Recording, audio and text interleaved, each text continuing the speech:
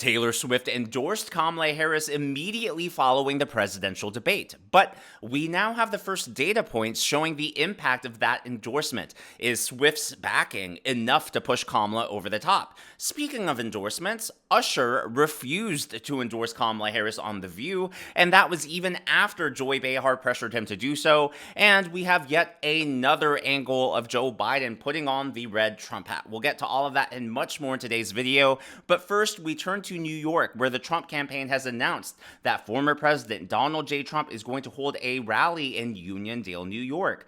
Trump, the 45th President of the United States, will deliver remarks at a rally in Uniondale, New York on Wednesday, September 18, which is next week at 7 p.m. EST. Now, this rally is going to take place at Nassau Veterans Memorial Coliseum. I did my research. Depending on the setup of the venue, it seats anywhere from 15 to 16,000, so large capacity. Now, this is in Long Island, pretty much right outside of New York City, really close proximity to the city. For those of you who have been following Trump for a while, you'll know that this is now his second major rally in New York. And again, this is really close to New York City. Earlier this year in May, Trump held a huge rally in the Bronx.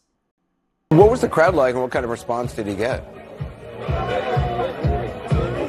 Well, certainly a bigger crowd than I think Democrats would like to see, particularly given this is one of the bluest counties in the entire country. Now, one of the things that was interesting to me is that the Trump campaign said that they were going to micro-target to get people from the community to come to this rally. I wasn't sure what to expect. I've gone to a lot of these rallies across the country, and there are often people who travel hundreds of miles to see Donald Trump, and they're not necessarily part of the community. However, one of the things that I found was that there were a lot of people here that were actually from the Bronx. Yeah, so Trump's Bronx rally drew people mostly from the Bronx, as you heard her talking about. They micro-targeted people to attend. Now, Trump, at that rally, it was in a park, so the main event was about 3,000 people, but the overflow crowd was on the small end of estimates, about 14,000, and on the larger end, 25,000. So he definitely drew at least 20,000 people in deep blue New York City, and not just the entire city, but specifically in the Bronx. So this rally happening in Long Island, pretty much right outside, the suburbs of the city, it raises questions. Does the Trump campaign think that New York is back in play? And even if they don't think it's back in play, there are multiple ways that this could be a strategic advantage for them. Well, let's take a look at the polls. According to Real Clear Politics polling average, there's really only been one good New York poll, and this was taken the end of July, start of August, and you'll see Harris is ahead 14 points, 53 to Trump's 39. So what we've seen in poll after poll is that Kamala Harris has been sinking while Trump has been maintaining his position. So if that's the case, then Harris's 14-point lead may actually be smaller, since in virtually every national poll and then in all the battleground polls, she's been falling since early August, right? There was no post-convention bounce, and in fact, she's been falling since the convention. So in 2020, Biden beat Trump in New York by 23.1 points. And then in 2016, Hillary Clinton won by 21.3. So again, you only have one poll showing Harris only ahead by 14. She is radically underperforming Joe Biden, radically underperforming Hillary Clinton. And since this was early August, if she's fallen, she didn't even have to fall a lot. Let's say she's just fallen 5 points. Well, now she's only ahead by 9 points. She's only ahead single digits. So New York could be back in play. But even if New York isn't in play, one of the strategic advantages could be trying to influence the elections in Pennsylvania and New Jersey. So I did some research. And the New York media market actually bleeds, especially close to the city. It bleeds into the surrounding areas. You'll see here that the market bleeds into New Jersey, bleeds into Delaware, and hits quite a few counties in Pennsylvania. So this is just one of the maps of the media markets, obviously focusing on radio stations and some of the local affiliate news stations. Here's another one showing the impact that New York City, Long Island has on Connecticut, New Jersey, and again, Pennsylvania. So I think number one, either the Trump campaign thinks New York is back in play, they're making a play for it. Number two, they want to take advantage of the media market. And so they're maybe saying, hey, we can reach Pennsylvania, we can reach New Jersey with a rally in New York. So maybe this is a play for the surrounding states. Maybe this is a head fake. Maybe they realize that Harris has a cash advantage and they want to throw the Democrats off their game. Remember, Democrats are still traumatized. Many of them have PTSD, especially the campaign consultants, in regards to 2016, because the polls in 2016 really suggested Hillary Clinton was going to win. So if Trump is suddenly campaigning in New York, they might wonder, oh no, what are his internal polls saying? They might have PTSD, and because of this head fake, maybe they're going to invest more money into a solidly blue state instead of putting that money behind swing states. Maybe Trump is meeting with donors while he's holding this rally. I mean, New York City, New York is home to some of the wealthiest people in the country. So maybe, he's hitting multiple birds with one stone. Maybe he wants to take advantage of the media market, which again bleeds over into Pennsylvania, New Jersey, while he meets with these donors to help infuse his campaign with cash in the final stretch of the campaign. I think those are probably the top reasons. There are obviously a few more. Let me know what you think. Why? We're less than 8 weeks away from Election Day. Why would Trump be going to New York City? What is the strategy here?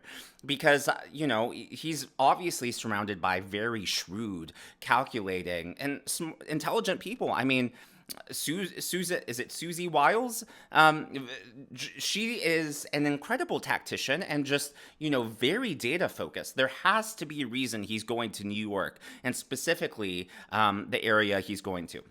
So let me know your thoughts in the comments below. Now, Taylor Swift, as I mentioned earlier, endorsed Kamala Harris. Personally, I would not be taking my political advice from someone who's made their entire career talking about all the bad relationship choices that they've made, but that is just me. Well, Taylor Swift is a welcome news for Kamala Harris, because Kamala is actually faring pretty poorly with young voters, Gen Z voters. Take a look at this from CNN. And that is the underperformance that both Joe Biden and now even Kamala Harris has among young voters. All right, so this is the Democrat versus Trump margin among voters age 18 to 29 or under the age of 30. You go back 4 years ago at this point. Look, Joe Biden had a 28-point advantage. A 28-point advantage over Donald Trump. Now, you look when Joe Biden dropped out of the race, he was up by just 7 points. Now, Kamala Harris has improved on Joe Biden's standing, but look at this. She's only up by 15 points. That is significantly less than Joe Biden was up at this point among the youngest voters in our electorate. It's only about half the margin that Joe Biden was pulling in. So as you can see, Kamala Harris is radically underperforming both Joe Biden in 2020 and Hillary Clinton in 2016. And Trump has always overperformed his polls. So I think the Democrats are realistically scared. They're probably breathing a sigh of relief from Taylor Swift's endorsement. But her endorsement, realistically, based on the numbers we're seeing, is not going to be enough. Here are some of the numbers specifically from Pennsylvania, obviously a must-win swing state for both campaigns, and then North Carolina. Yeah, I mean, look, let's go to the key battleground states of Pennsylvania and North Carolina, all right? And what we're going to do here is look at the Democratic advantage over Republicans in voter registration. This is party registration, registering as a Democrat, a Republican, or unaffiliated. Look, if you go back to September of 2020, look, among active voters in the great Commonwealth of Pennsylvania, you saw Democrats with, look at that, a 559,000 voter edge over Republicans. You jump now, look, Democrats still have an edge. But look how much that's dropped. It's now just 169,000. We're talking about the Republicans closing the gap by nearly 400,000 voters in just a 4-year time span. You go to North Carolina, it's the same exact trend, right? You go back to September of 2020, you see Democrats with a 415,000 voter edge, and now they still hold an edge, but it's just 128,000. And here's the thing. We're not just seeing this in regular voter registration in these swing states or voter registration among young voting groups, but we're seeing it with minorities, right? Black voters, if you look at the polls, are supporting Republicans, are supporting Trump in record numbers. Hispanics are supporting Trump in record numbers. Asians are supporting Trump in record numbers. This is all bad news for the Democrats. Arizona, was won by what, 9 to 11,000 votes. Same thing in Georgia. I mean, these were squeaker races, and now Democrat advantages are gone by hundreds of thousands. So here is Taylor Swift's effect. Keep in mind, again, you saw those margins in just 2 states, Pennsylvania and North Carolina. Well, here is how many people went to go register to vote immediately after Swift's endorsement.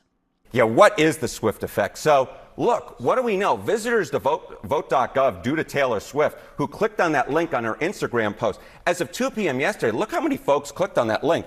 It was 338,000 folks. Now, not all those folks, obviously, are going to register to vote. But the bottom line is, this is a ton of folks who could be entering the electorate. Look, it's not necessarily something that's going to change the election if Donald Trump ends up winning by 2 or 3 points. But of course, the votes in these key battleground states are so tight that any help that you could get at all, this is a clear effect of folks. He is 100% right. All of those people aren't going to register to vote. Many of them were just checking to make sure that they were registered. Many of them will register. Many of them have registered. Many of them plan to register and then will forget or just won't follow through on it. Now, keep in mind that that's the nationwide total that went to vote.gov. And so the fact that that's the nationwide total and that total is smaller than how much ground the Republicans have made up in a swing state like Pennsylvania, not great news for Democrats, because you divide that by 50 states, and I get not all 50 states are equal as far as population, but if you distribute, if you divide Taylor Swift's endorsement across the entire country, it definitely has a tiny impact on those swing states. Now, speaking of endorsements, Usher refused to endorse Kamala Harris when he was on The View, and Joy Behar was essentially, ribbing him with her elbow to do so. Take a look at this moment. That in this emergency that we're in, I think that behooves artists to come out and speak for Kamala against Donald Trump, because he is an existential threat to the country. What do you say to that? You know what? I don't get too deep into politics. I didn't get a chance to watch the debate last night. I obviously have been watching like everybody else. I think voting is an individual choice. And I think that you're right. You have to look at the reality of the country that we are and the country that we want to be, and find the candidate that you feel both are who fits the category of where we want to be. And that's it. And that's what you vote based off of. Who you highlight and how you choose to highlight it on whatever platform you have is your prerogative. Yes. Yeah. Beautiful. That's really. So yeah, they had been pushing him prior to that, and he just completely danced around it. Was a non-endorsement. Quite frankly, I would prefer if more celebrities were like that. They want to talk about unity. They want to talk about bringing the country together. Take the Usher tactic, honor individual rights, honor that individual choice and that privacy. Democrats like talking about choice. Democrats like talking about privacy, yet they bully you, yet they excommunicate you if you don't vote the way that they want you to vote. Well, we have new footage of Joe Biden putting on that hat, and it turns out many of you who left comments in my last video, you were right. Maybe there was a fourth option, that perhaps Joe Biden was just having fun with the crowd. Now, I do have an issue with him, quote unquote, just having fun, which I'll explain after this. But this is a brand new video angle, much clearer audio and much clearer video itself. Trump hat, I'll give you my presidential hat. Presidential seal on it. You want to autograph it? Oh, sure I'll autograph it. Huh? Yeah. You remember your name? I don't remember my name. I'm slow. You're an old part. You're an old part. Yeah, I know, man. I'm an old guy.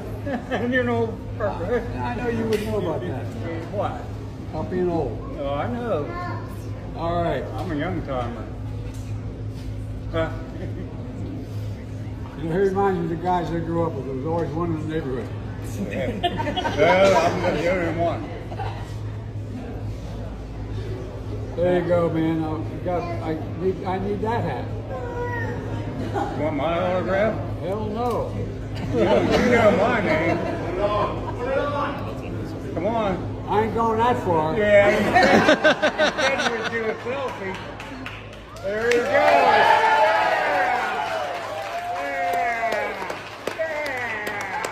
Hey, I'm proud of you now. You old fart.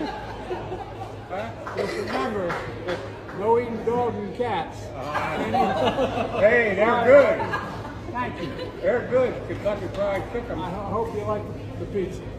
Huh? You guys picked the place to get. I don't know where it's Look, politics aside, it is nice to see Joe just having fun. It is nice to see him relaxed and outside of campaign mode. You know, I wish we would see perhaps that side of him more often. Now, my issue with him just, you know, having fun, putting it on, I get that argument and I can buy it. My issue with it, though, is that the Democrats, including Joe Biden, have essentially called Trump a dictator. They've compared him to Hitler. They've compared him to Nazis. They've compared his supporters to Nazis. So in my mind, if you're going to make that, you know, connection to Trump, does that not make the Trump hat, you know, the same thing as a Nazi symbol in their minds? And if so, you know, I think that reveals that either Joe Biden, it's something more than just him having fun. Either, you know, he didn't really believe what he was saying when he was attacking Trump, or maybe he didn't remember. I don't know. But I just, look, if someone asked me to sign something and it had like a Nazi logo or it was any hate group, first of all, I wouldn't sign it, and I would definitely not put it on my body. And so I think that's my issue with him putting it on. I agree he could have just been having fun, but I do think that there is more than meets the eye to this. As always, all of this is my analysis, my commentary, and I would love to know your thoughts in the comments below. Why do you think Trump is going to New York? Lots of different reasons to theorize about, and I'm really excited to see it. I think it'll be interesting, and these next few weeks are going to be exciting. If you haven't already, please be sure to give me a thumbs up. I know it's a simple thing to ask, but it really does help me in the algorithm to reach more viewers like you. Be sure to smash that subscribe button and to check out one of these videos.